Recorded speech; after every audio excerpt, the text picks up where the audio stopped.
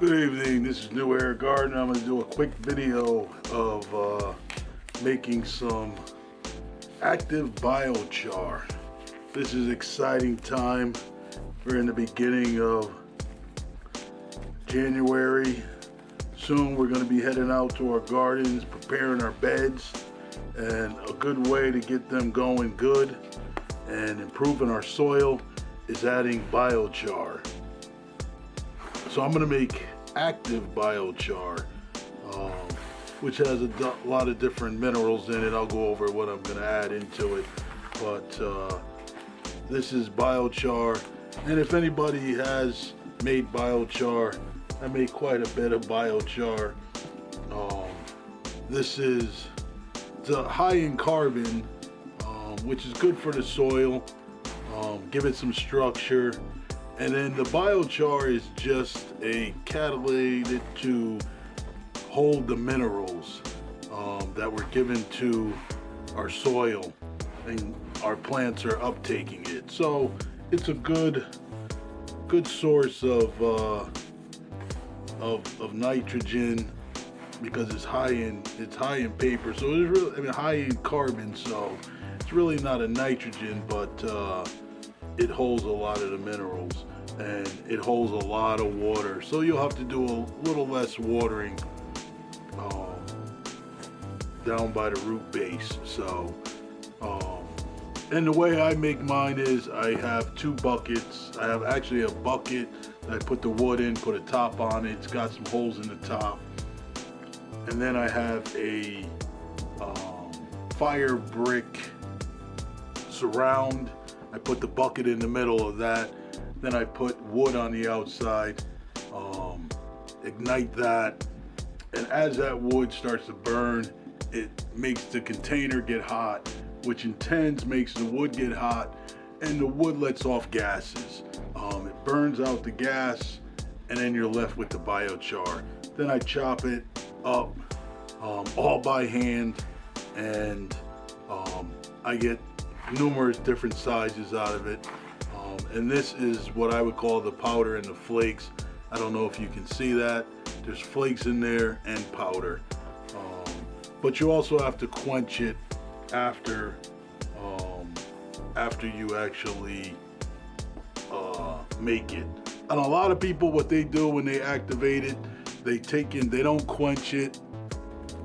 They actually let it cool down, keep the top on it tight, and then when you take the top off, then usually what they do is they make up their solution of whatever liquid minerals they're going to put in it, which might be fish emulsion, liquid bat guano, or compost tea, and they mix that into it, and that's how they activate it. You just want to get some type of biology into the biochar. So we're going to just go over. This is pretty much what I'm using.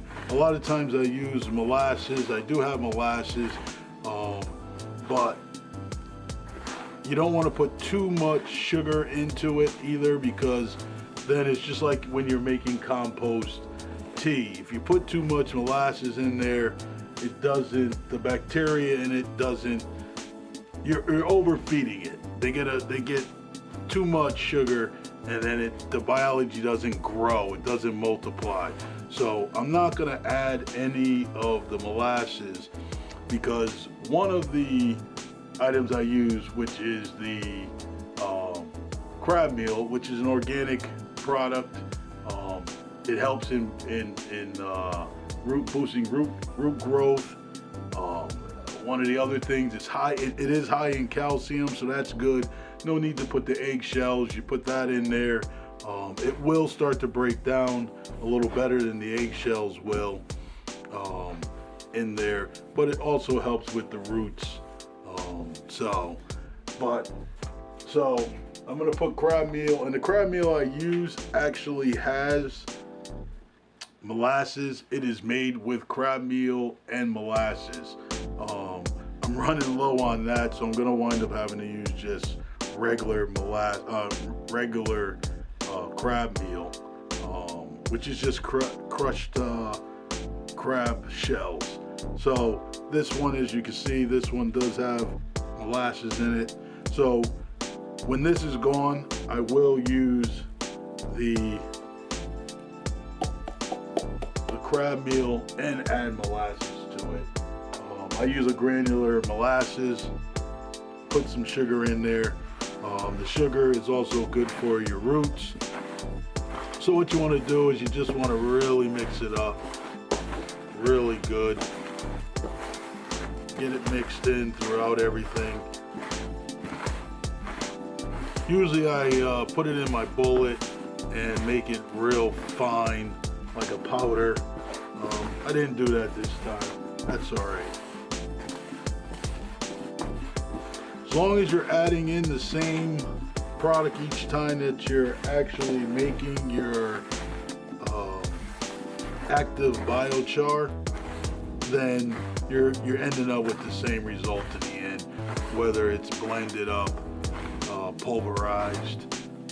So that's good. But like I said, it's good. It's all organic. Everything that I add into my active biochar is organic. So this is the crab meal. So as you see, I mean, you can see the crab meal in there. That's no problem. The next thing I'm gonna also add in there is I'm going to add the alfalfa meal. Alfalfa meal is good too. It's got a good nitrogen to carbon ratio. As this is already a high carbon, you're adding a little bit of nitrogen to it. The good thing is your plants love it. It's also has a great source of trace elements. You know, it's organic. A lot of times people use it for as a mulch on their plants. Roses love it. Earthworms love it. I use it in my bedding. So it's another good organic. I'm only using about 1.5 ounces.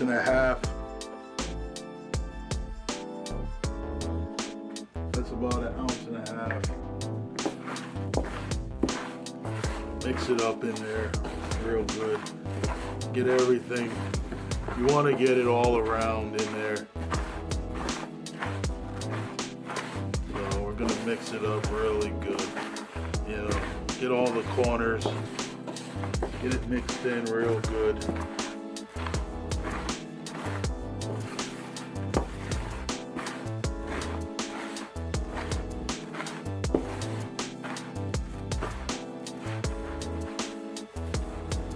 So that's good. That's what you want. You just want to mix it in there real good. One of the other things, kelp. You know, we all use kelp. Kelp is good. I use a lot of kelp. I use that also in my beds, my bedding for my worms. It has a little bit of sugar in it. It has calcium also in that. It has magnesium in it. It has sulfur in it. Potassium, you know, and then other minerals that, you know, you can purchase other minerals to add into your soil, like iron and cobalt and other little things that you can add. But with the kelp actually already has that. So I'm gonna add roughly, I think this is about 4 to 5 ounces of kelp. You know, also kelp is good for root development. Also helps with big blooms. You know, so it's something that your plants love. And I know I sound like a broken record. I say this all the time. What you put in is what you get out. So if you put it in, that's what your plants are gonna love. That's what's gonna help them grow.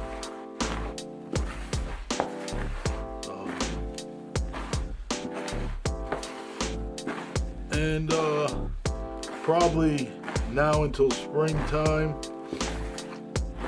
I'll wind up making a batch probably every week, every other week. So that's mixed in real good.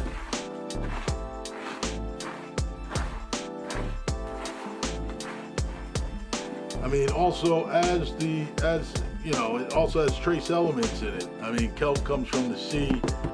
You can use liquid. Kelp when you're activating your Bio Char, and then you can add other minerals or whatever you want to it.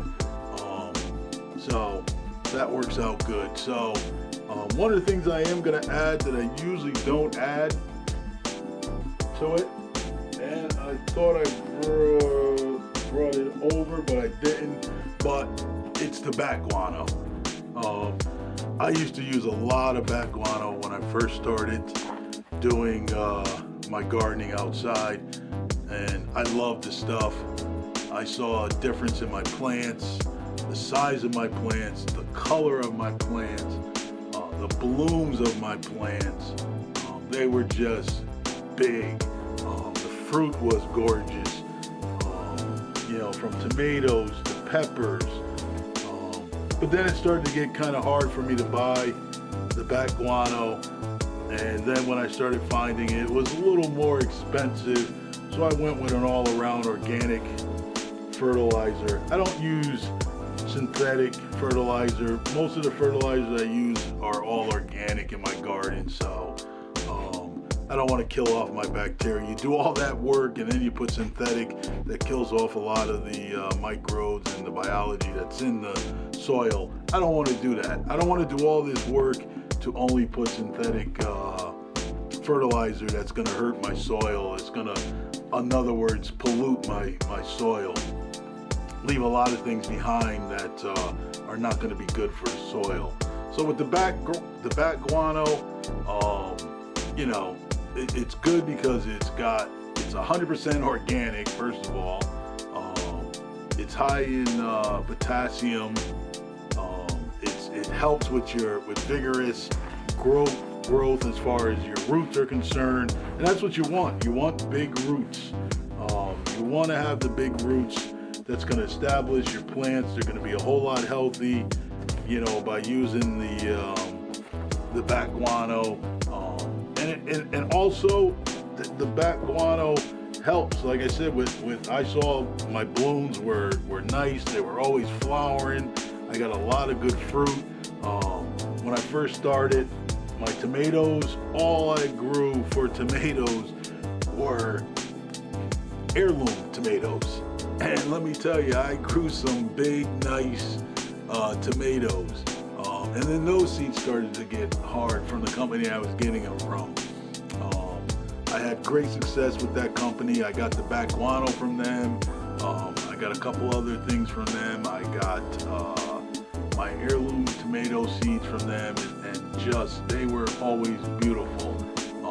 Big. I got something called purple.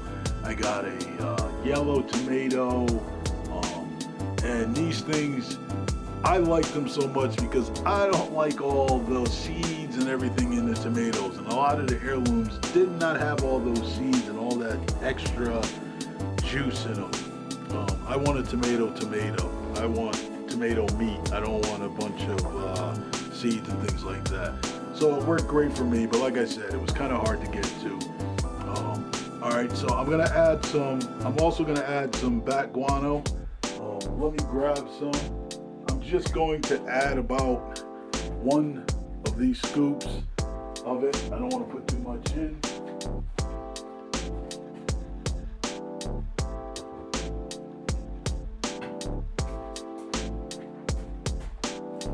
And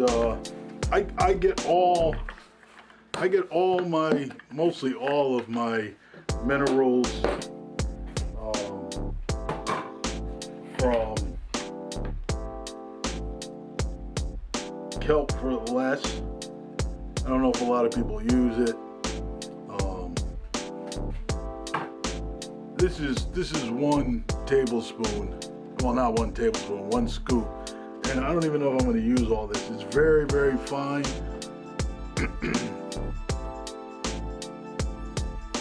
So I'm not even going to use everything that I put in that. But yeah, it's a little smoky, it's a little dusty.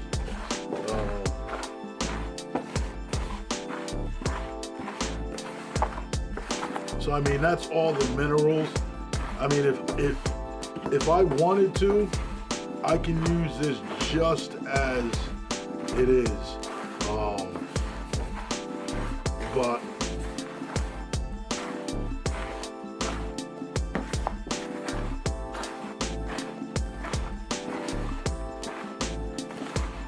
I'm gonna still add some more things in. I took a baseline activation and just kicked it up my way to kind of start the plants off good. Like I said, with my even with my worm castings, I was talking yesterday. I made a video cleaning out worm bins, and like I was saying, I did not get to use a lot of my castings because I sold most of my castings throughout the season, so I didn't really get a chance to use my castings like I wanted to. But this is the micro rock dust. I don't know. There's a couple. It's a volcanic dust, rock dust. But this particular one, if you can see, I don't know if the camera picks it up. It's more brown, not brown, I should say tan than it is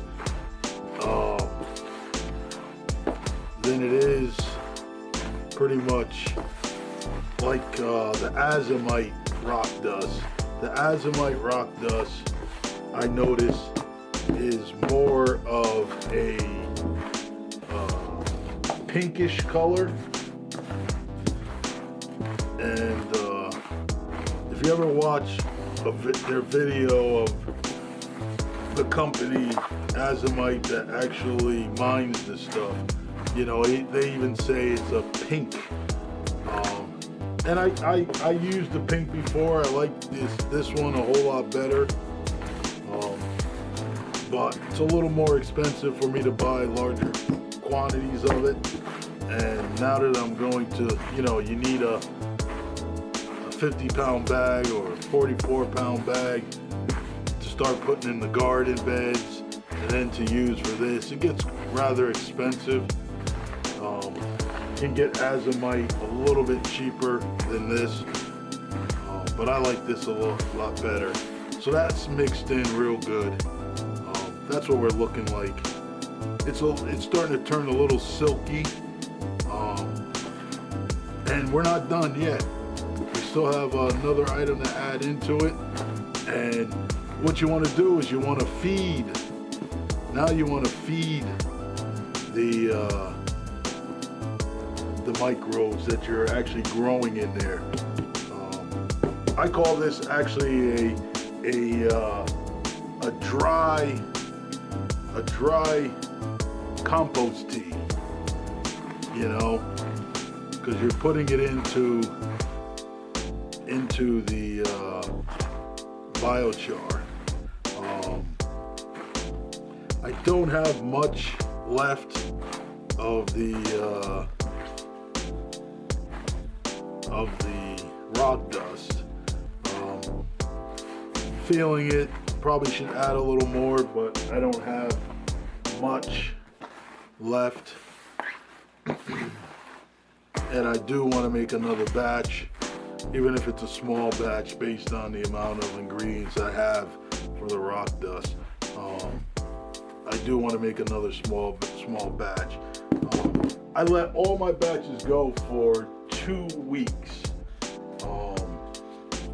You know, in reality, when you're done with this, it's ready to be used. But if you want to grow the microbes and the biology in it, it's good to actually let it sit for a week or 2 weeks before you start using it.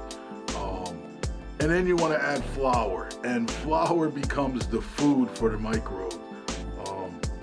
Yeah, you just put all those other ingredients in it.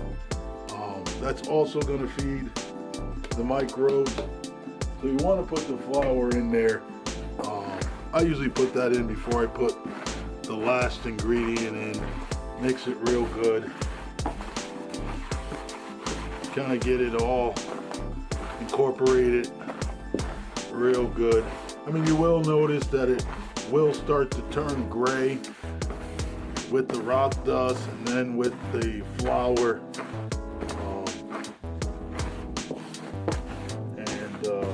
You just want to mix it until you don't see any more white spots. And that was just white flour. Most of the time I use wheat flour. You can use bran flour. To me, bran flour is a little bit better, but I don't have any, so I'm kind of using what I have. So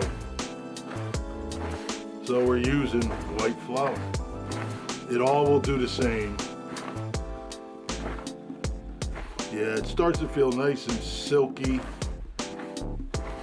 I mean, and now you can see a lot of what I put in previously for minerals. You don't really see much of it. You see the crab meal because they're bigger pieces, but the rest of the stuff you don't really see, and you will be shocked how within, if you did it right, within 3-4 days, it will start to kind of get like a cake. It will sit up and get kind of stiff. So, all right, so that's pretty much it. Well, not it, but the next thing you want to do is add your worm castings. And your worm castings are full of a lot of bacteria, biology. So you want to add in 1 part of worm castings. And mix that in real good.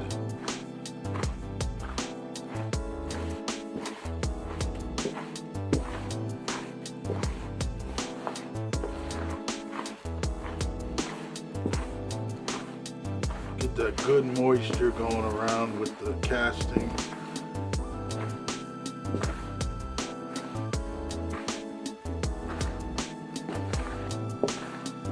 Mix those castings around in there really good. You don't want to have them all in one spot. You really want to mix it up. And if you have done this a while, you kind of know when you got a good mixture. In an area where you don't have castings, it's pretty much all the Bio Char. It's going to be and feel very light, but if it's mixed real good, you can feel that it's mixed. You can feel the weight, because the castings are going to be a little more moisture content. Like here I can feel that, so I'm gonna make sure I get the stuff out of the corners. Like that corners, I can tell where castings, it's mixing well with the castings. And then that's pretty much it. That's active bio, well, that's my active biochar. How everybody does theirs is one thing, but that's how I do mine.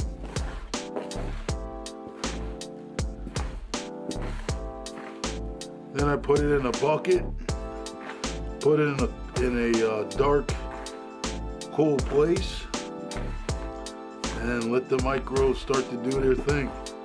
And I'll check back in on it about 4 days later, see what it looks like, and maybe I'll do a quick video on but it is. But that's my active biochar. That's some nice stuff, nice looking stuff. Nice earthy smell. Beautiful, beautiful.